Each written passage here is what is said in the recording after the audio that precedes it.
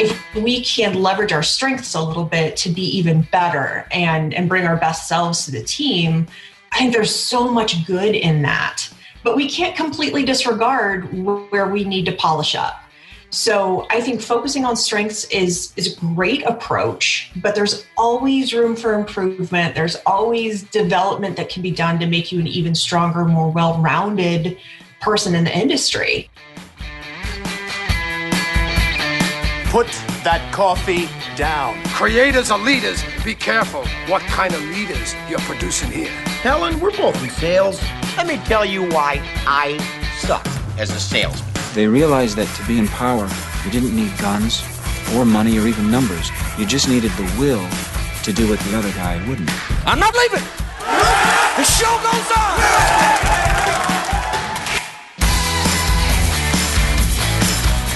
Welcome back to the Construction Leadership Podcast. I'm your host, Bradley Hartman, and on this podcast, we connect with construction industry leaders from across the country to share their insights on leadership, personal improvement, and to share practical, tactical tips to help you build trust faster and lead more persuasively. I'm excited to bring to you today my conversation with Emily Brown. She's the Director of Talent Development at McCownGordon Construction. McCownGordon is based in Kansas City, and they were founded in 1999 with the idea, quote unquote, that the industry was ready for a different kind of construction company, one focused on the client first. And after listening to my conversation with Emily Brown today, you will know that they not only focus on the client, they definitely also focus very deeply on their own employees. Emily Brown got her Bachelor of Science in Construction Management from Pittsburgh State University. That's right, the Gorillas. And she got her master's degree in Adult Learning and Leadership from Kansas State University. She interned at McCarthy, she worked at J.E. Dunn, and for the last 14 years, she's been at McCownGordon. Now, I connected with Emily Brown maybe a little bit over a year ago, and instantly there was just this rapport. She was very smart, she was funny, she was easy to talk to, and you could tell that she was extremely talented in her chosen field. So in this conversation, we talk about a whole host of things really around leadership and developing leaders. We talk about different learning styles and how to customize content for folks, whether they're in the office or they're on the job site. We talk about competency models in leadership and how some folks might say competency models in general we should get rid of. She says, well, hold on.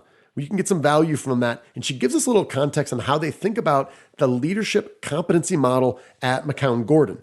And we talk about the differences between traits and skills, and ultimately doing a better job of identifying the cluster of behaviors that the best performers exhibit and then coaching to those.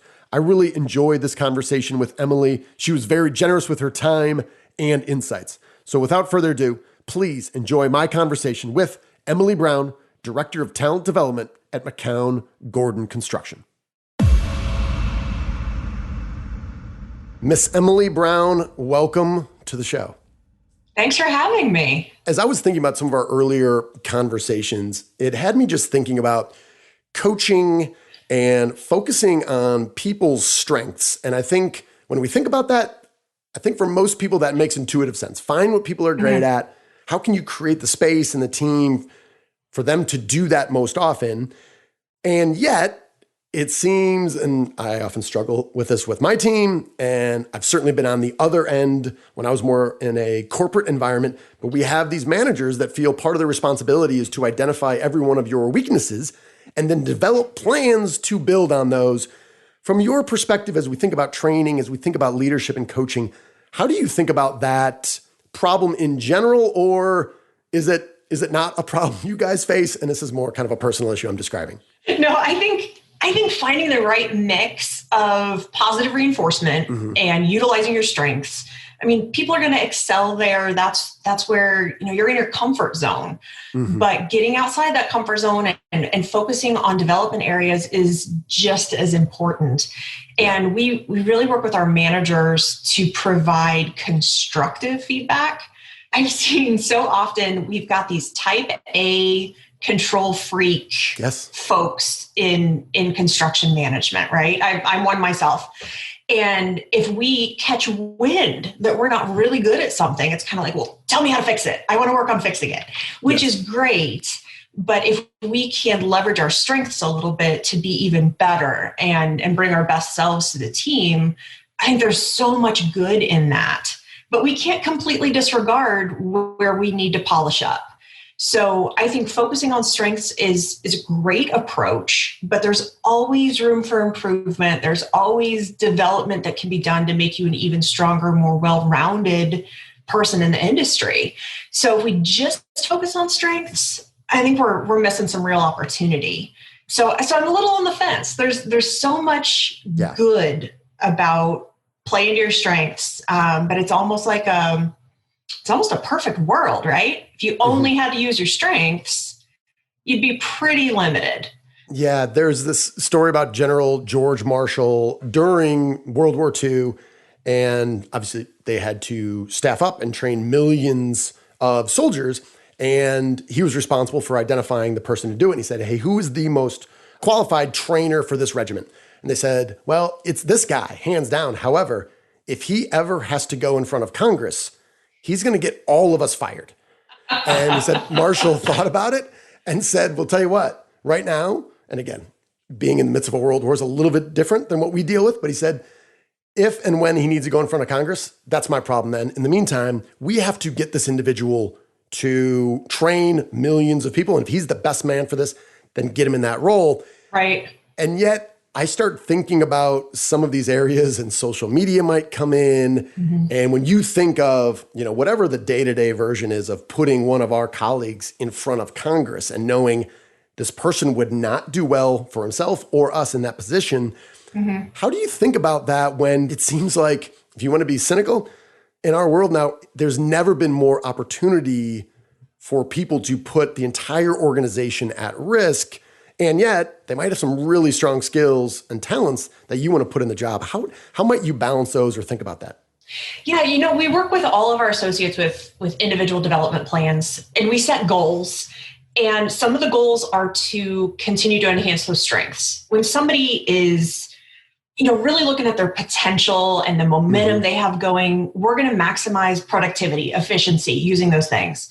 Yeah. But we encourage everybody to establish, we usually say between 2 and 3 goals at any given time. And these can be short-term, long-term. You just can't say, hey, I'm going to bring it in on schedule and under budget. It's like, nah, that's your job. Let's set a goal. And a lot of those goals are based on improvement. So if there's something that you're doing and you're not doing it well, it's our job as managers to share that information with you. It kind of goes back to, if I'm sitting there at the dinner table with you and I've got food in my teeth, please tell me so I can fix that. It's the same analogy. If you've got a team member you can't put in front of a client, let's coach them up. Let's get them those skills, get them some exposure to somebody who's doing that well, and let that person mentor them or provide them with formal training. You got to let them know where they need to improve. And then reinforce the stuff they're doing well, so you're not harping on them. Yeah. But there's a very nice balance there. I think that's really well said. Question for you. I just heard somebody say this the other day. They said, feedback is a gift. We often struggle with how to unwrap it. And I thought, wow, because kind of like you described, when I identify a weakness or some area, I will zero in on that, almost to making someone feel uncomfortable, whether it's a colleague or, my wife, uncomfortable and giving more detail. Yep. And then I want to get better. I want to improve, but I'm also probably being a little bit defensive. I feel like this is one of these areas that we can never know enough. So are there any hallmarks if you're teaching, or you're thinking teaching models for your team? Are there some hallmarks of things either to do or not to do when it comes to giving effective feedback? Yeah, there's 2 things that come to mind right away. First one is the simplest. Brene Brown has said, clarity is kind. So when you need to give someone feedback and it's a message that you're either uncomfortable giving or they're not going to respond well, being clear and concise and kind is a great way to approach that. So if you're beating around the bush, if you're not getting to the point, you're not doing them a kindness. So we want to provide that feedback in a way that's constructive and professional, but get to the point. So clarity is kind. Okay, so the other thing that I always coach our managers not to do is the ish sandwich. It's where you take some great feedback, some positive, supportive feedback, you wedge in some constructive feedback or some negativity, and then you top it off with a really positive amount of feedback. So you're kind of hiding it there in the middle. Yes. Two things, Emily, if I may. Ish sandwich? What is that? As the mother of a teenager, ish Yes. is what the kids are saying these days when they can't cuss. So we all know the sandwich I think I'm referring to here. Yes. Ish. Yes. Is The number two sandwich. The number two sandwich, ish, is a nice substitute in today's vernacular. I'll confirm that with my summer interns this year. But Please do. I've got a 14-year-old, and now that you say that, I'm thinking I've heard him and his friends say this, and I thought it meant just kind of related to something, whatever they were saying before. Not the case. They're cursing without cursing. Yeah. Dang, these kids are crafty. Okay, so let's get to the number two sandwich, the ish sandwich as it is. I feel like this is often management 101. You're a manager, you've never had someone who works for you. Mm-hmm. Here's a little crafty way to get around. And normally the question is, I only have negative things to say. How do I deliver this in a way that won't make them feel bad? And then they're like, oh, brilliant. You just, on the outside and the inside, you just make up something that they're pretty good at. Emily, I think there's an element of that just sounds right. It feels right, and it seems easy to execute.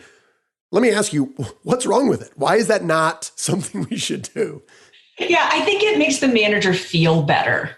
It's like, hey, I'm going to give you 2 compliments and 1 criticism. But hey, look over here, focus on the good stuff. And it takes the meaning out of it. You know, if you're going to give someone constructive feedback, you want it to be meaningful. You want it to be impactful, constructive. And if you're just churching it up with some fluffy, positive stuff on either end, you know, it just kind of takes the message out. So I always encourage our folks, be clear, be kind, say what you need them to hear, and then check for confirmation. Sometimes you got to let it sink in for a little bit. You can't just immediately say, okay, what do you think about that? You know, it's, hey, here's some feedback. I want you to think it over. We'll talk about it again next week. Really give them a chance to process. Yeah.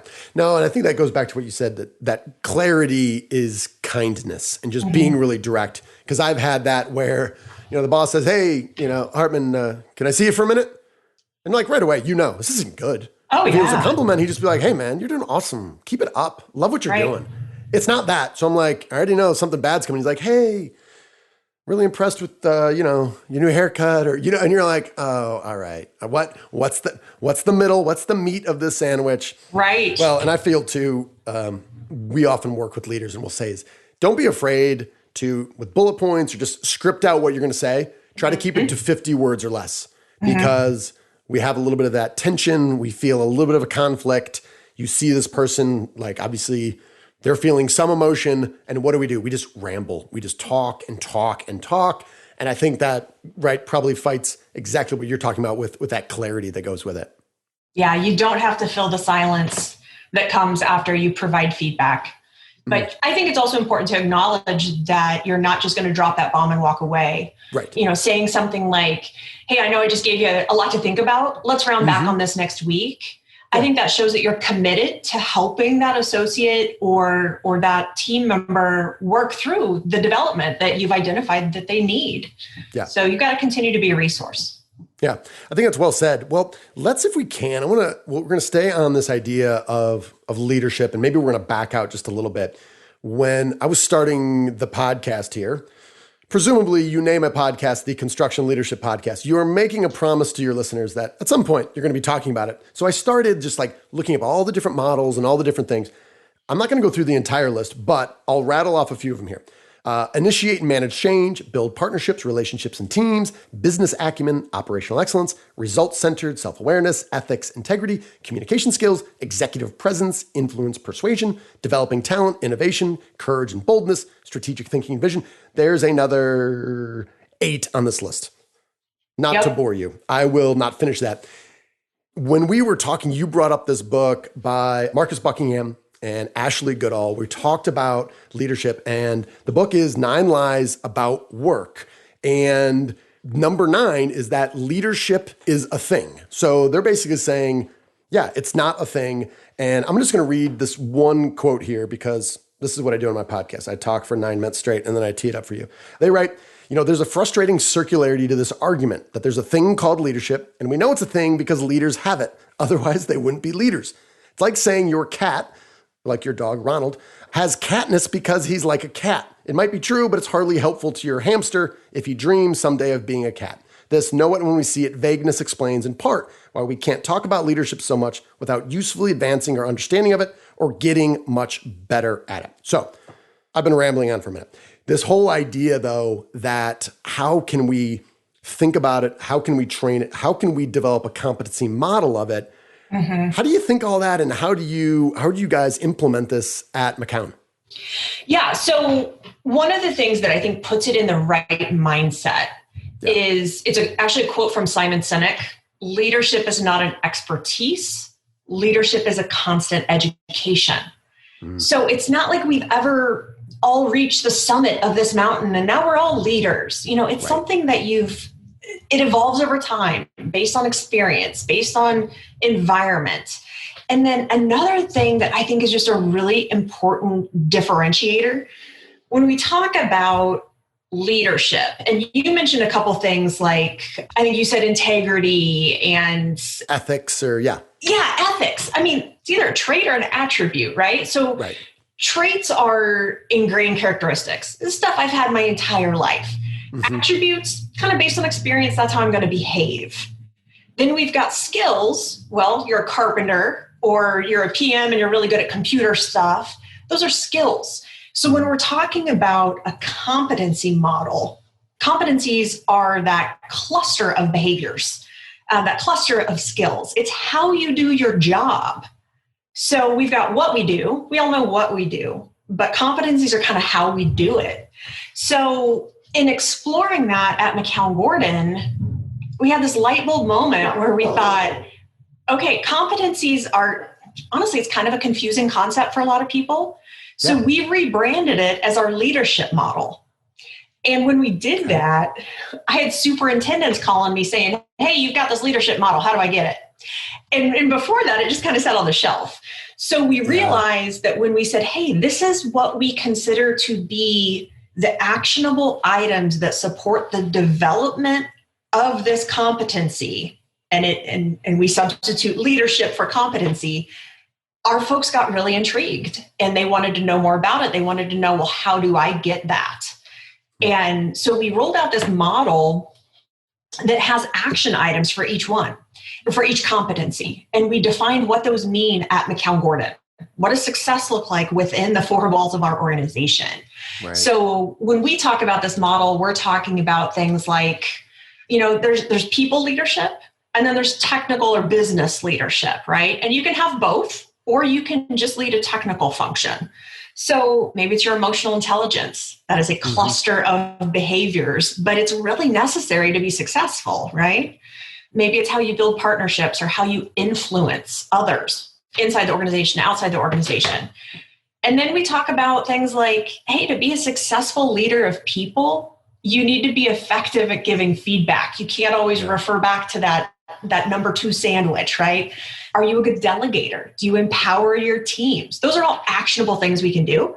So as soon as we kind of flipped it on its side and said, these are ways to be a good leader, and here's how you can work on each one of these and demonstrate these, it really started to click for our associates. And I think, again, going back to the type A, that I want to be better, I want to do more, that mentality of so many people in the construction industry, they latched onto this and they're starting to place goals in alignment with the competency model or the leadership model. And it's been pretty effective so far. We're excited about where it could take our organization. Well, I think anytime you have very busy, presumably very stressed field superintendents picking up the phone and saying, what's this leadership stuff? I want some. Whatever you're doing there, you're on the right track. This begs the question when we talk about, hey, these are the different behaviors, these are the traits. Somewhere we're going to have to get into rating or ranking to get an understanding of how this individual is doing today, whether they're acing this or they're really struggling with this. And then we kind of have this, Emily, you look at me and say, dude, the way you're giving feedback would probably be described somewhere between irritating and outright antagonistic. And I'm like, what are you talking about? Right, I'm great with them. I was kind. I was clear, right? And you and I, we don't understand. How do we navigate that when trying to determine scale of 1 to 7, A through F, whatever it is, where this individual lies? I think that's one of the things that is, it's almost archaic with using kind of a Likert scale to rate someone. Right. It's like, hey, Hartman, you're a 4. It's like, man, is that on a scale of 1 to 10 or 1 through 4? What are you doing here? And our leadership model is not one size fits all.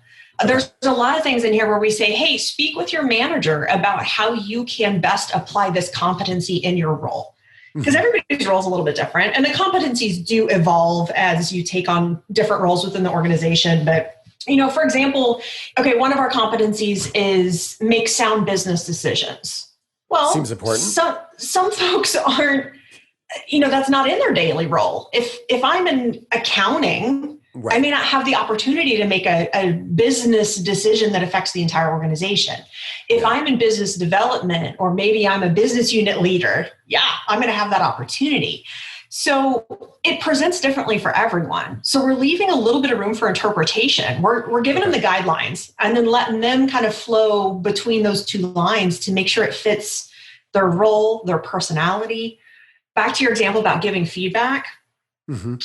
Each manager's got to customize that based on who they're giving feedback to, right? Some people are going to want just quick, down and dirty. Other people are going to want specific examples with detailed supporting information. So that's going to look different based on the environment that you're working in and the people you're working with. So a little bit of room for interpretation, but we're giving them a guide to get started from. Okay. Well, when we talked kind of preparing for this, you kind of mentioned competency model and kind of how different people perceive them, how different construction firms might implement them. And then, like you said, you kind of pointed me to this 9 lies at work. I want to read just a quick excerpt from this where more or less Marcus, Buckingham, and Goodall are saying, your competency model, pick it up and throw it in the trash. And here's why. Now, I feel like I don't want to be combative to my guests. I don't want to be that guy. You told me to read this. So I feel like, okay. All right. So he said, the competency model is the unmeasurable in pursuit of the irrelevant. In the real world, each of us, imperfect as we are, strives to make the most of the unique mix of traits and skills, which you just mentioned, with which we've been blessed. Those of us who do this best, who find what we love and what we do, and cultivate this love with intelligence and discipline, are the ones who contribute most. And then he kind of goes on to basically say, those who deliver the biggest contribution at the greatest joy, they're not well-rounded. They're very, to use his term, I guess the opposite of being rounded is spiky. Says they're very spiky, right? They have high strengths and some deep weaknesses as well. How do you think about that? And because I know you have, you told me to, I don't want listeners to think, oh, this guy's kind of a jerk here. He invites her on the show and then throws us out. How do you think about that argument? Which when I read it, I'm like, I don't know, kind of convincing. Right. I think there's a lot of relevance, and Marcus Buckingham is actually affiliated with the Gallup organization. I want to say he's been there for 20 years or so. So he's done a lot of research into what motivates people, what gets people engaged. So again, this goes back to it's not one size fits all for everyone, but we have enough engineering minded folks where they're saying, well, it's black or it's white. And it's like, no. We're going to give you, these 2 lines, stay within it. But we've allowed a lot of room for individualization. So that's going to create some meaning for the associates. If they can latch onto something that they're passionate about, that they're excited about, that's going to motivate them. Right. So we're not doing a 1 through 7 rating on how well you adhere to the competency model. But hey, if you want to keep evolving and developing, there's some room for improvement. And a lot of our folks are really latched on to how do I get better, which I think is really cool. But when Buckingham says, strangely enough, spikes bring us uncertainty, it's like, yeah, that's true. And we're not all these perfectly well-rounded folks. But if we can provide enough framework for them to operate within, we don't expect everybody to look at our competency model and go, oh yeah, I got that. No, nobody's perfect. We're all perfectly imperfect. Mm-hmm. But most of our folks are motivated and then engaged with development. Yeah. And really, when you look at engagement, it drives performance. In the construction world, performance is going to drive profits. Mm-hmm. We're 100% employee owned. So if we can take that back to our associates and say, okay, here's why we're doing this. We want to engage you. We want to motivate you. Then in turn, you're getting performance that helps the organization, which then helps your retirement. So we can kind of show them the what's in it for me and why are we encouraging this? Why do we want to keep challenging you to get better? And then we show them the direct benefit. And when it hits on their wallet, they sit up a little straighter. Yeah, they're bought in. Question for you. How do you think about managers or leaders who might say, listen, all this talk about motivation and pushing people, if we have to motivate you, we have hired the wrong person.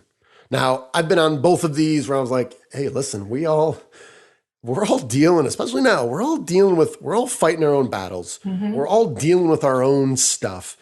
That, yes, our moods change. Sometimes we're happy. Sometimes we're more melancholy. Like things happen. And the idea that we can give a little bit of energy transfer, whether we call it motivation or inspiration, that makes sense to me. On the other hand, sometimes too, when we do consulting work, we'll consistently come back to the same individual or the same group of individuals. And at some point, I'm like, listen, you can continue to pay me and we can talk about this. However, you might just have the wrong people. Mm-hmm. If we continually have to provide that nudging and motivation, how might we think about that a little bit better? Do you have any questions you might ask to try to kind of cut to the heart of the matter, if we can look at those as kind of two different poles? Yeah. One of the things that we encourage our managers to do, we have a program that we put all of our new managers in. So when you get promoted to a position where you're managing other associates, we say, hey, come on, let's build up this toolkit for you. Because task management, people management, different sides of your brain. Yes. But we encourage everybody to find out what motivates each individual on their team. And I personally believe that most motivation is intrinsic. You can't really provide motivation for someone else. But I mean, yeah, it's like, oh, if you want to get paid, you must do this. That's motivation. But yeah, find out what motivates them. Is it just the money? Are they going to show up and they're going to do their job and they're not really going to do much more? Gallup and Buckingham actually refer to engaged associates, and then I can't remember the spectrum, but it's actively engaged, right? Engaged, disengaged. Yeah. Actively disengaged. Yes. So the actively engaged folks, those are your go-getters, your cheerleaders, the ones that are going to do their job and they have the motivation to kind of take on more, but it's because they're engaged with what they're doing. So finding out what motivates those associates, is it development opportunities? Believe it or not, a lot of people are motivated by training and development. And that's when our superintendents will laugh at me a little bit and then they think on it and kind of go, yeah, okay. Are they motivated by development? Are they motivated by praise? Okay. Does that praise need to be public or private? Are they motivated by having an opportunity to have FaceTime with a leader? There's all these different things. Yeah. For a lot of the trades, it's just a point of pride that motivates them, where they can drive through the city and point out the car window and tell their kids, hey, I helped build that. Yep. So figuring out what motivates people, I think, is really important, to then finding out different ways that as a manager, you can help them to engage in what they're doing. Yeah. No, I think that's really well said. And I think you kind of mentioned just interaction or FaceTime with a leader, or maybe it's a specific mentor that they would love to learn from, or maybe it's recognition, public or private. I think sometimes we fall into this trap of thinking the only lever we can really pull is the pay, is the compensation. And we spend most of our time talking with our clients about that as it relates to the Hispanic workforce. And I'm like, are there certain individuals there that are sending a lot of their money on every single paycheck to family in some other place? Yeah, but not everyone. And this kind of goes to this insight to the obvious, that is, the sooner you can sit down with somebody and tell me, what are your goals? What are you trying to do? What do you want to do with your family, your life? Once you know those sorts of things, then finding ways that, okay, hey, we can help you. And maybe in some cases, maybe it is just straight compensation, but in other cases, it's not. It's a lot of these other attributes as well. Yeah. And I think we need to be really aware of the generational differences too. Gen Z is coming out of high school and college right now and entering the workforce. Right. And their motivations as a generation are different than mine as a Gen Xer or the millennials or the boomers that are leading the charge right now. So I think it's really important to understand that what motivates me may not motivate the rest of my team. And you got to get in tune with that to be successful as a manager. Yeah. Couldn't agree more. I'm going to ask you, this is the quote unquote asking for a friend section here, Emily. I won't tell you who this is for, but so I know a guy. I have this training. So we have a cultural intelligence, so kind of leading different workforces, largely Hispanic workforce, but not exclusively there. We have a program where there's audio content kind of designed for on-the-go podcasts, short podcasts you can listen to in the car, to and from work. There's video component, and then there's a workbook. We have introduced this kind of small bite-sized chunks to folks in the field. Then we encourage them to once every 2 weeks get together with other leaders, kind of talk about how it's relevant to the people they're leading. And then we added in and this is mainly over the last 12 months as COVID has forced us to kind of limit on-site workshops and things like that we used to do. Mm-hmm. We have an office hours where I would connect with this group on Zoom at the end of a 6-week period. If the goal is to kind of introduce some of these, and maybe your emotional intelligence training might fit into this or not, we've been just working quite literally with a couple of clients now. And how do you make this more relevant, impactful, and actionable? Mm-hmm. And we've been kind of cobbling this together as I kind of describe that to you, kind of this, what we've been calling kind of field and forum. So they're doing stuff in the field, they're learning, they're training, they're talking amongst their group, and then they're circling back online, but in synchronous training as it is with them in real time. How might you, in this case, how might you help me or our clients think through what might be some of the pitfalls there? Are there anything that I described that you'd say, hey, here's a big thing that you might want to add? How might you think this from a training standpoint?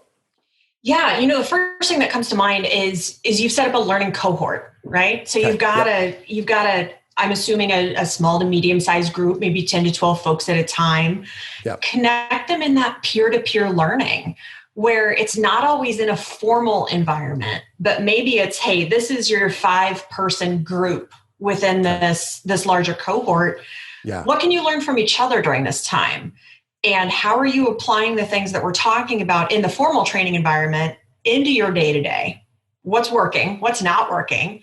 Mm-hmm. Share those successes and those challenges with your peers. It's a pretty safe environment if you're not sharing with your boss or with the consultant, and encourage those informal conversations to where they can learn from one another and say, not everybody in the group has had the same opportunity to utilize a new skill or a technique that's presented in that training environment. But hey, Brian over here did that and crashed and burned last week, but he told me about it and I'm going to learn from his experience. Yeah. So we actually have a 16-week program. It's actually our new manager program. And one of my colleagues in talent development at McCownGordon suggested we put them in peer cohorts. Okay. And brilliant idea. It's a great way to kind of work through the COVID remote training environment we're in right now. And each group has a sponsor that's not in their hierarchy. So myself, as the director of talent development, I'm sponsoring a cohort of 5. We've got a text string going. And it's everybody's busy, right? We don't have time to sit down and focus or carve out 30 minutes that aligns on everybody's schedule. But we've got this text string where actually one of the folks in the cohort he's our accounting manager. And he sent a text saying, man, I really struggled with this week. Who else is having this? And then we've got a superintendent who's in one of our regional offices was like, man, I feel ya. This is what happened to me. And I'm just sitting back and watching my phone ping as they work it out. And it's one of those things where not everybody weighed in, but the people who did made a difference for each other. And that was just a really cool kind of passive technique to get them to teach each other. Yeah. Well, as you were describing that, it was kind of what a dummy. We often fall, and we have in this case, as we did have the small group. Number one, it wasn't 5 people, it was larger than that, it was 10. And we tried to say, hey, I want you guys every Thursday at 4, either just jump on FaceTime or do something together. Right. And of course, dude, everyone's everyone's so busy. My supply inspector chain showed issues. up and my pour went long. Yeah, everybody's got a reason they can't jump on that at exactly that time. Yeah. And then the boss says, how do we handle this? Because this is the second time, because the other time he did this. And I was like, hold on. We got to meet them where they're at. Right. And just this idea of what if it was just text? And what if it wasn't, smaller groups? I think that's great.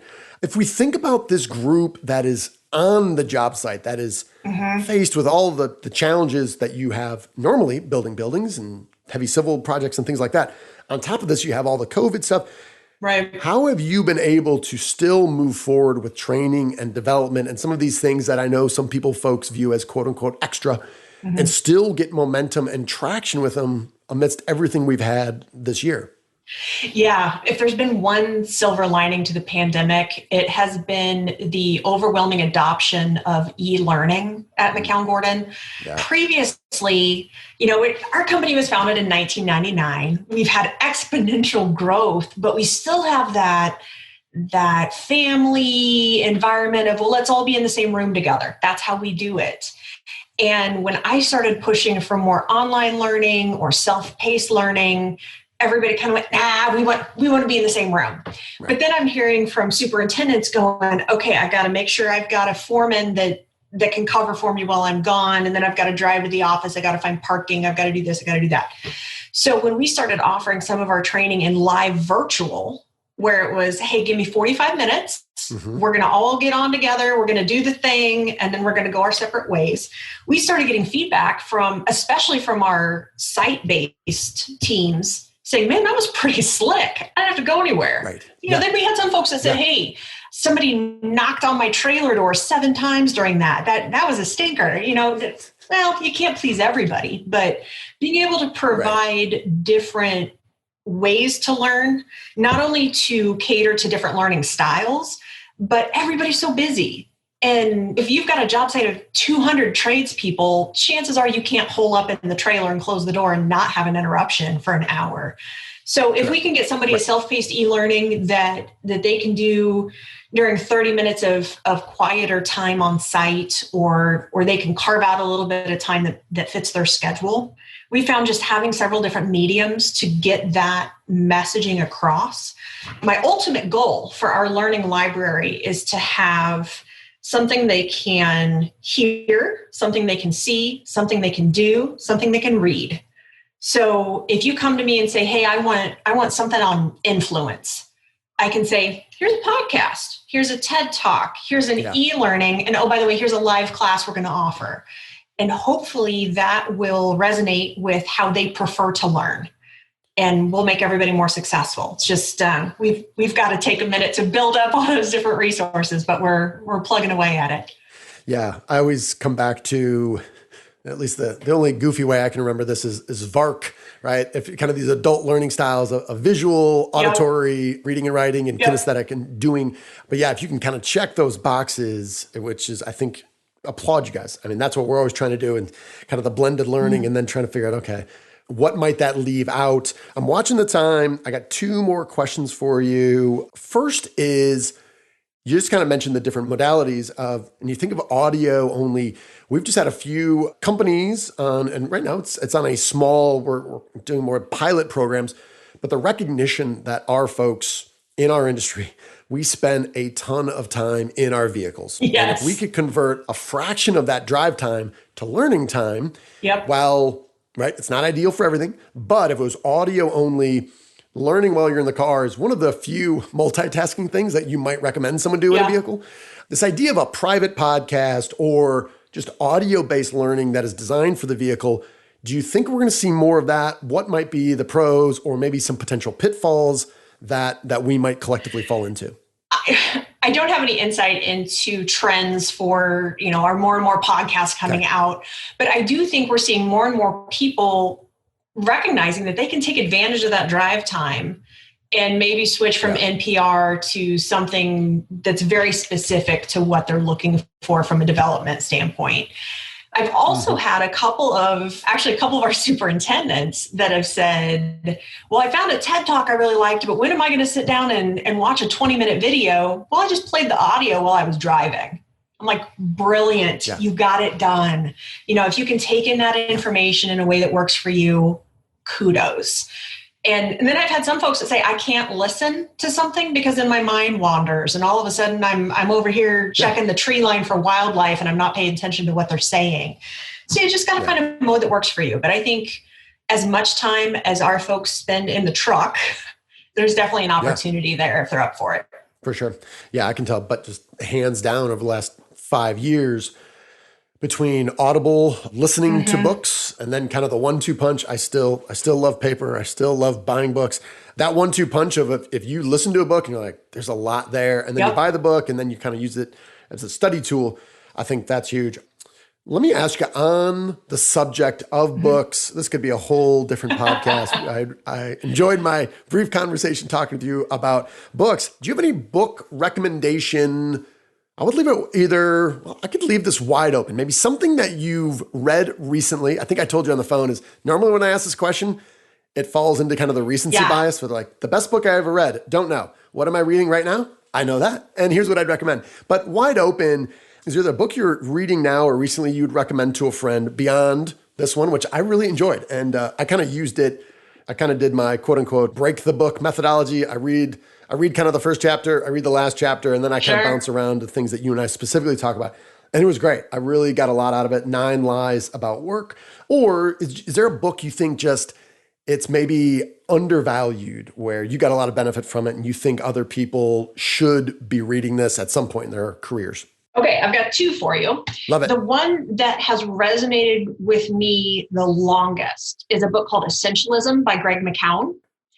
And do you know it? So I'm looking at it right now, and I read it. When did I read it? I can tell you when I read it. I read October of last year when I needed that book. And then I read The One Thing, which is like the same book, but sort of different. But it was like, you can see I'm struggling with some core concept here about what's really important. So yes. So please continue. When I read Essentialism, I kind of went, man, that is how I do things. I take on 20 things and I give 5% to each one. Yes. How can I streamline my energy, make it more impactful, make it more strategic? Yeah. So that one has helped me in just the way I tackle projects. And the way it helped me build an awareness of how I work best. So Essentialism by Greg McCown is kind of one of the Emily Brown classics, if you will. I do suggest that one more often than not. Love it. Actually, I've got 2 books sitting in my to be read pile here on my desk. Okay. I've got to do a shameless plug for this one. Go on. Full Body Yes by Scott Shute. Full disclosure, he was my husband's college roommate. And he is the head of mindfulness at LinkedIn. And this book is all about mindfulness and the impact that it can have on creating happiness. So this is next on my list. I'm excited about this. It's Scott's book. It's actually personalized. It's very fancy. Or it's not personalized. It's autographed from Scott. That's personalized. Yeah, in the best right. way, sure. And it's personalized to my husband, but I stole it.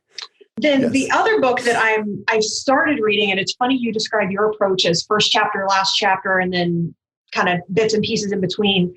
I did that with this book. It's Tiny Habits by BJ Fogg. And it's basically taking a bite of the elephant. How do you take a little chunk to make a difference? And then that little chunk turns into a medium-sized chunk, and then it turns into a habit. So my boss and I were actually talking about some changes. And she said, oh, you got to read this book. And I'm just a few chapters in right now, but I'm really enjoying it. Yeah. How to change habits and how to do it a tiny step at a time.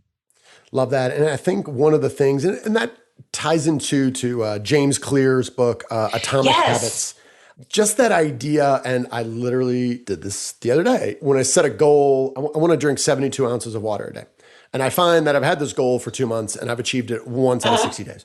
You would think for someone who's somewhat rational, mildly intelligent, hey, what if you didn't go 72? What if you start with, say, 36? What if you started with 10? And BJ Fogg would say, well, what if you started with 8 ounces? Check that box. And you're like, well, that's so easy. We're like, and then go from there. And it's those ideas that I think are so powerful. And I think if anyone's kind of interested in this, BJ Fogg, it was one of these podcast episodes I listened to twice. It was with Shane Parrish of the Knowledge Project podcast. Yeah, I listened to a couple episodes. Okay. I'm nerding out on that big time. Actually, I'm taking a course on decision making through Shane Parrish that I would also recommend. Yeah. So this episode's free. It's the Knowledge Project. It probably came out in the last 3 or 4 months, but featuring BJ Fogg, a professor at Stanford. Really, if you want a primer on that, when you want to try it before you buy it, you could do that. So we got Essentialism, Full Body Yes on mindfulness. And again, who's the author? Who's your friend there? Scott? Yeah, it's Shute, but Scott Shute is the head of mindfulness at LinkedIn. Well, I'm big into that. That has been very helpful to me as well. Trying to control my own thoughts and try to keep my emotions in check is important. But man, it's harder than it should be, right? Well, that's the whole thing. Yeah. Yeah, definitely. So Essentialism, Full Body Yes, and Tiny Habits. That's great. Well, yeah. You have described, and again, the whole idea of essentialism is what's important, what do you say yes to, and being very diligent. I realized that I took your time as we prepped for this. You made your time available here. Sincerely want to thank you because I know you're extremely busy, and I've really enjoyed talking to you. This has been fun. Yeah, Bradley, I appreciate the opportunity, and it's great to catch up with you again. Right, thanks, Emily. Thank you. Well, thank you for listening. I hope you found my conversation with Emily Brown to be worth your time and attention. Our goal here is to make this the best podcast you listen to, and I'd love to hear your thoughts, ideas for future shows, or potential guests or topics. If you found this episode valuable, please share it with your network and leave a review. Those mean more to us than you know. As always, we're going to close out with our own leadership mantra. You are owed nothing. Deliver value first.